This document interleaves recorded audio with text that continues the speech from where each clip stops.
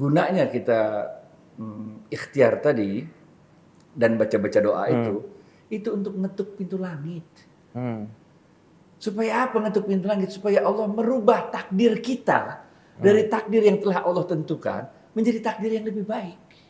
Gelo. Iya. Ngetuk pintu langit, man. Emang udah ditakdirin sama Allah kan, dari kita udah cerita, belum lahir aja udah selesai. Tapi kan pengen ngetuk pintu langit.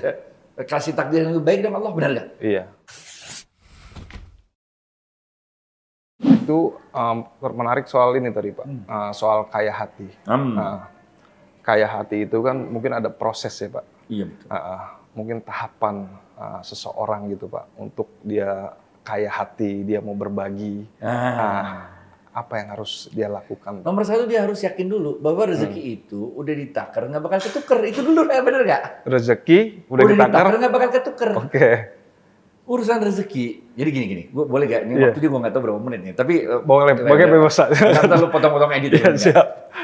Jadi takdir itu dalam Islam ada dua, bos. Ada takdir mutlakon, takdir yang mutlak. Lu nggak bisa apa-apain, lu nggak bisa ikhtiarkan. Dari sononya dia bukan begitu. Pahalanya cuma satu, keredoan kita menerima takdir tersebut. Dalam hidup takdir mutlakon nggak banyak, dikit banget.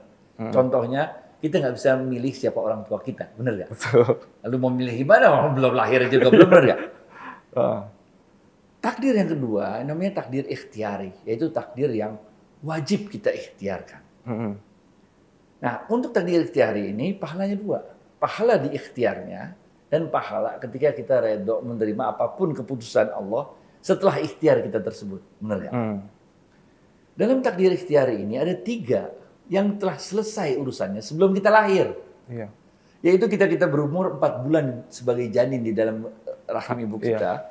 Ketika Allah memasukkan ruh ke dalam janin tersebut, 3 hal udah selesai. Pertama, ajal kita udah selesai. Iya.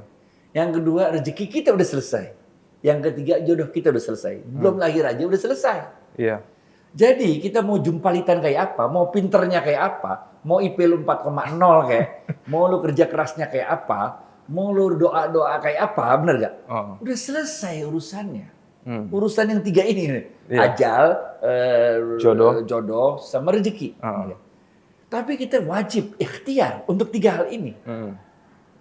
Kalau gitu gunanya apa ikhtiar? Ikhtiar itu dalam Islam gunanya 3. Yang pertama, dia gunanya menggugurkan dosa-dosa kita. Rasulullah SAW pernah bersabda, ada dosa yang bisa gugur karena sholat kita, ada dosa yang bisa gugur karena sedekah kita, ada dosa yang bisa gugur karena haji kita, tapi ada dosa yang hanya bisa gugur karena kecapean kita, keletihan kita, jerih payah kita dalam mencari rezeki. Ini, man. Itu ikhtiar itu, Pak. Ikhtiar. Jadi biar kata lu anak orang kaya, kekayaan lu nggak keruan, nggak bakal habis sampai kapan-kapan misalnya. Iya.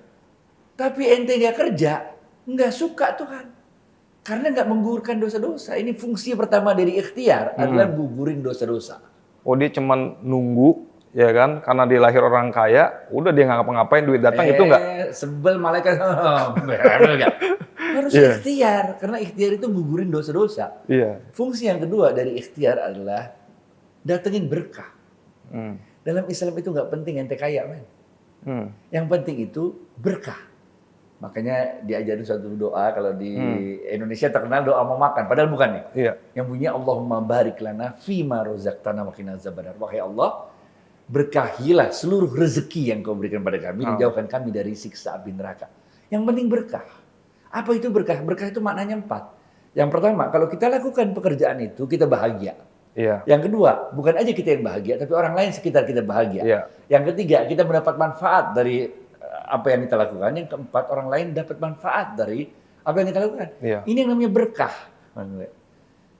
Ini jauh lebih penting dari sekedar harta. Harta banyak, kalau nggak berkah ngapain, bener ya? Iya.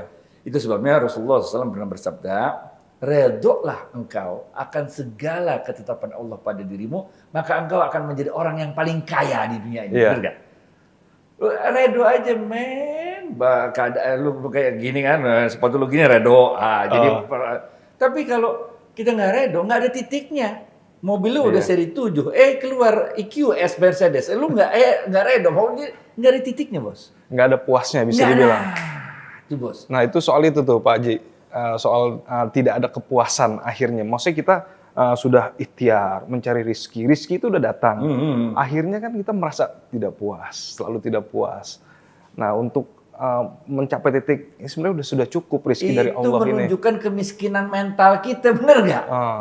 Lu ngapain ngomong-ngomong rezeki gitu banyak-banyak gimana? Bos, dalam hidup itu ada in, ada out. Baru kita sehat, bener nggak? Iya. Kalau lu makan terus, nggak ada outnya, lu sakit, bener nggak? Begitu juga dengan hidup. Rezeki yang kita terima dari Allah itu harus kita sebarin ke orang lain lagi. Ini ilmu berkah nih. Oh, ini ilmu berkah yang bermanfaat untuk orang lain juga. Kita bahagia, orang lain bahagia. Iya. Kita manfaat, orang lain manfaat. Kalau kita doang bahagia, orang lain nggak bahagia, berarti kita nggak berkah. Nggak berkah. Dikekepin aja tuh. Kita orang kaya, tapi orang terkenalnya kita bukan orang kaya. Dia orang kaya yang pelit. Repot tuh. Pelitnya bener nggak? Cap itu ya. Kita manfaat, orang lain nggak manfaat. Dia bilang nih, orangnya soleh, si alim, ustadz, bener nggak? Tapi kita nggak pernah dapat apa-apa tuh, kita tanyanya miskin. Rasulullah SAW mengatakan, bukan merupakan golongan kami. Kalau kalian bisa tidur dengan perut kenyang, padahal tetangga kalian nggak bisa tidur karena perutnya lapar. Bener nggak?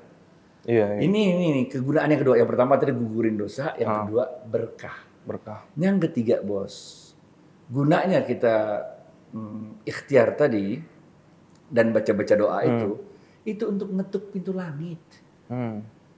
Supaya apa ngetuk pintu langit? Supaya Allah merubah takdir kita dari takdir yang telah Allah tentukan menjadi takdir yang lebih baik. Gelo. Iya. Ngetuk pintu langit, man. Emang udah ditakdirin sama Allah kan, dari kita udah cerita, belum lahir aja udah selesai. Tapi kan pengen ngetuk pintu langit. Kasih takdir yang lebih baik dengan Allah, benar nggak? Iya. Nah, ini kegunaan yang ketiga. Waktu itu Jibril disuruh sama Allah, Bril, lu jalan-jalan sana Bril ke dunia, benar nggak? Tengokin tuh anak cucu Adam.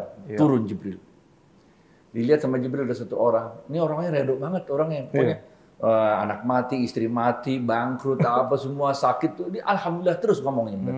Iya. Sehingga Jibril takjub.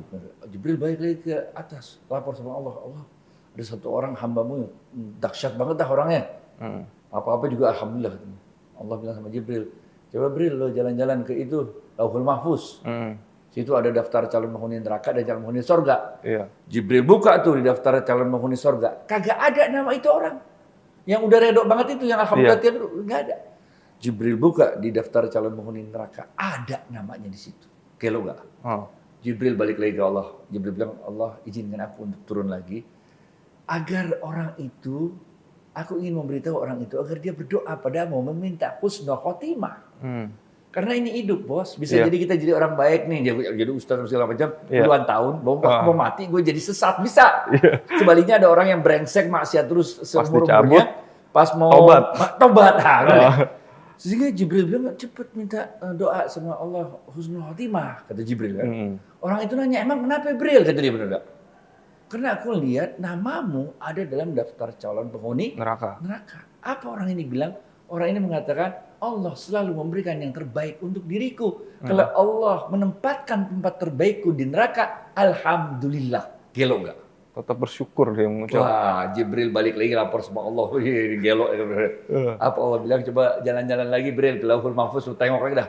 Tengok sama Jibril. Di daftar penghuni neraka namanya udah kagak ada. Dibuka daftar penghuni surga, namanya udah ada. Dipindahin sama Allah, dirubah takdirnya oleh Allah dari calon penghuni neraka menjadi calon penghuni surga. Kemudian Allah berkata pada Jibril, tidak satu pun dari makhlukku yang berhak, layak dan patut mempertanyakan tindakanku. Nah, ini ngetok pintu langit, bos. Itu gunanya ikhtiar. Biar kata udah selesai urusannya, tetap ikhtiar. Mantep. Benar. Back.